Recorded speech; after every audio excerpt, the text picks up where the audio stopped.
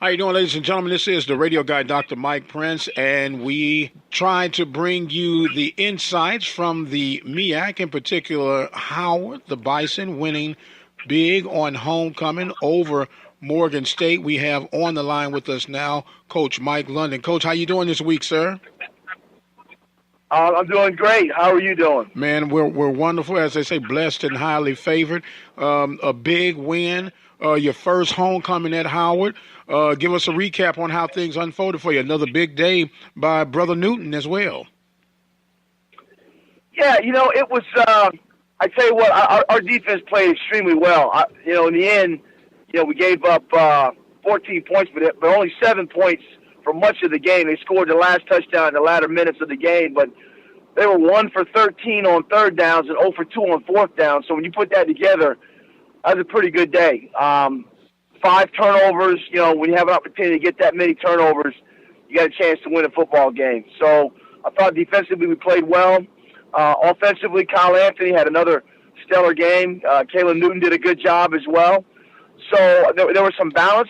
Our kicking game, particularly the punt, the coverage units and stuff like that, they were where we needed them to be. So it was a good game from the player standpoint, from the execution standpoint. I'm so happy for them. I don't know, I can't recall the last time we won back-to-back games at Howard, or, for that matter, a homecoming game. So, very happy with the results, and now, moving on, getting ready for South Carolina State, whom happens to be, I believe, their homecoming game.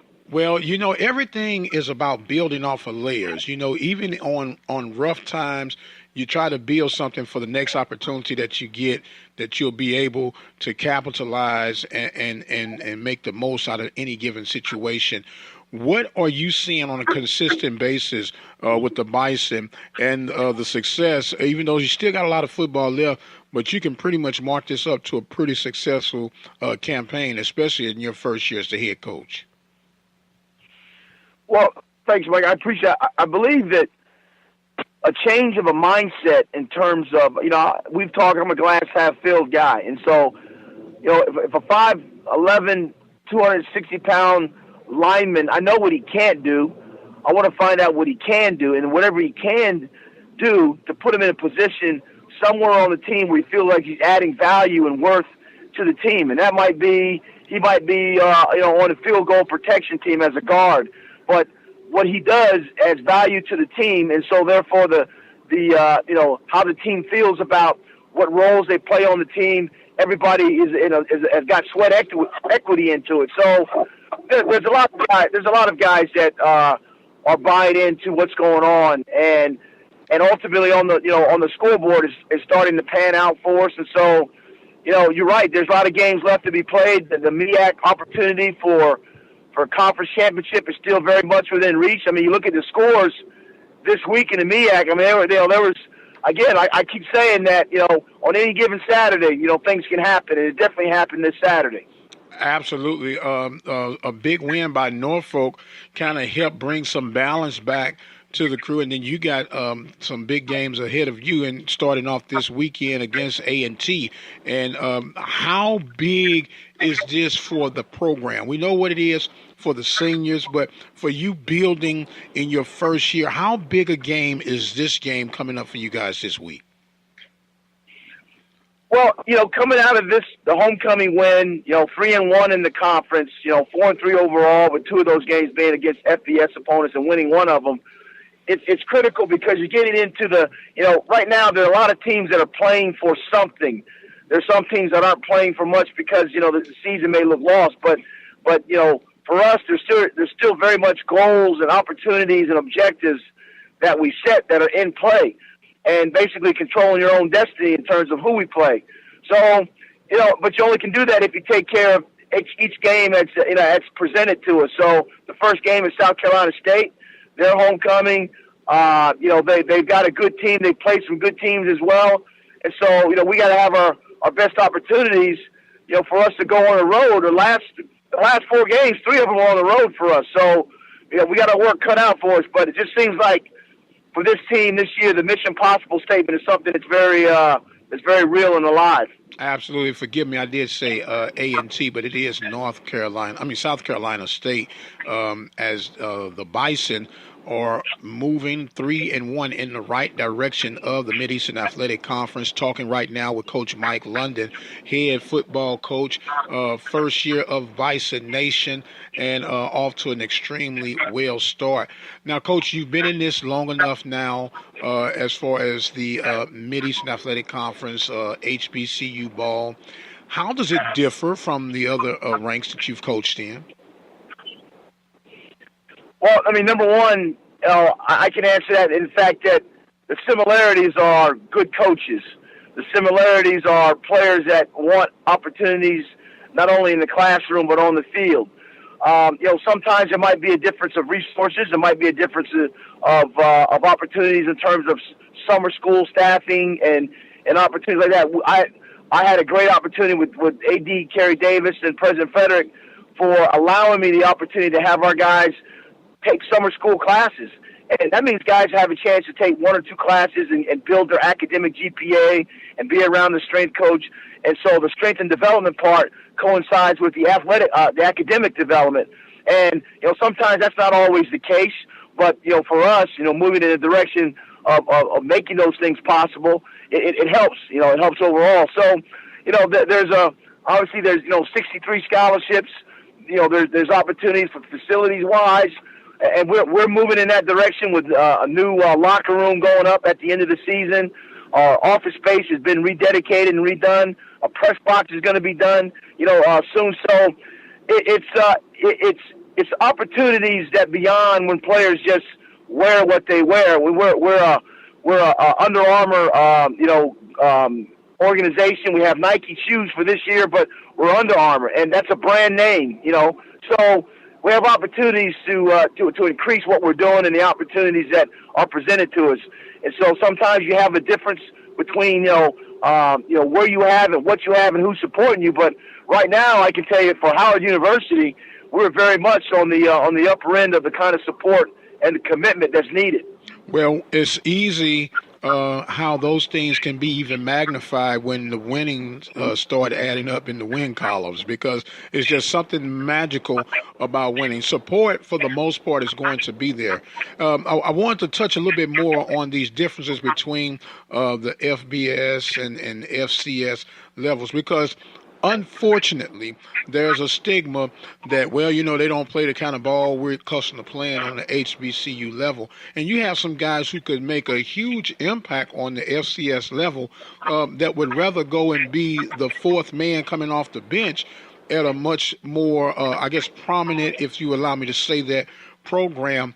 What is the X factor in winning some of those guys to start coming and being a part of a team like the Howard Bison? Sure. Again, I can speak only for Howard University and the academic excellence or the name that it has for itself and the national branding of it, but also from an athletic standpoint and a cultural standpoint that for HBCU schools, that you look at the climate that we live in today, and there are a lot of people that want to be around coaches, people that look like them, had shared values and interests. And in today's climate, there's a lot of things that young people want to associate themselves with. Our staff is very much represented by African American coaches that have been successful at other places, on the field and off the field. So there's a role modeling and mentoring that's going on, and kids wanting to be where they see people that look like them. So it's important that we maintain the opportunity and the ability to compete on the field, while also giving opportunities to compete and brand themselves from an academic standpoint, but socially, as you start to grow and develop as a young man, you have to address social causes and things that are going on in our world. And being at Howard has allowed us to have an opportunity to discuss some of those things and to become educated about them. So you're just not saying, I'm going to do this because this guy's doing it. You're going to do it because you become educated and you know what's going on. You can articulate a thought or idea and defend it in a strong way. So that's a positive thing that I believe HBCU schools offer, that particularly Howard University offers, and the young man that we're looking for. We're speaking with head football coach Mike London of the Howard Bison. First year with Howard Nation, and he is doing an outstanding job. 3-1 in conference play right now. As they're saying, going beyond the call of duty, if you will. Now, Coach, you just hit on a lot of things in just a short span a few moments ago.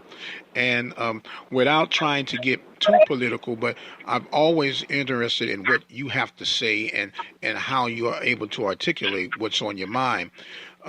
Without over politicizing, if you allow me to say it that way, what has been your response and observation of this NFL latest challenge? You being a former player and all, bring us to forefront on some of the challenges or non-challenges that might be existing beneath the surface. Well, there's always the opportunity to embrace a social cause or a social justice or injustice. There's also platforms and opportunities to express your feelings of unity. When you're with a team or an organization, it's important that there is a sense of unity in terms of a message that's being displayed not only within your organization, but also people that can understand, why you do things. We live in a world that's socially conscious about a lot of things right now. We're into the 21st century where technology, where we're using our debit cards or our credit cards that have so much information on it that you can buy things, purchase things, use a cell phone to bump an instrument that takes money out of your account. We're living in an advanced technological age. And so, as I said before, our ability to become educated about the topics and things that are most important to us, it's critical. But also to have a dialogue, but also if you're going to represent something or talk about something, then know from the facts and the basis in which you're coming from. So, and that's what I love about this team. I love about Howard University that, there's all kind of things that have happened here that go on nationally, but it's a conscious awakening to wake up to the 21st century because there are a lot of things going on that the young people of today will be our future leaders of tomorrow, and we want people that are informed. Coach Mike London and the Howard Bison, 3-1 in the Mid-Eastern Athletic Conference.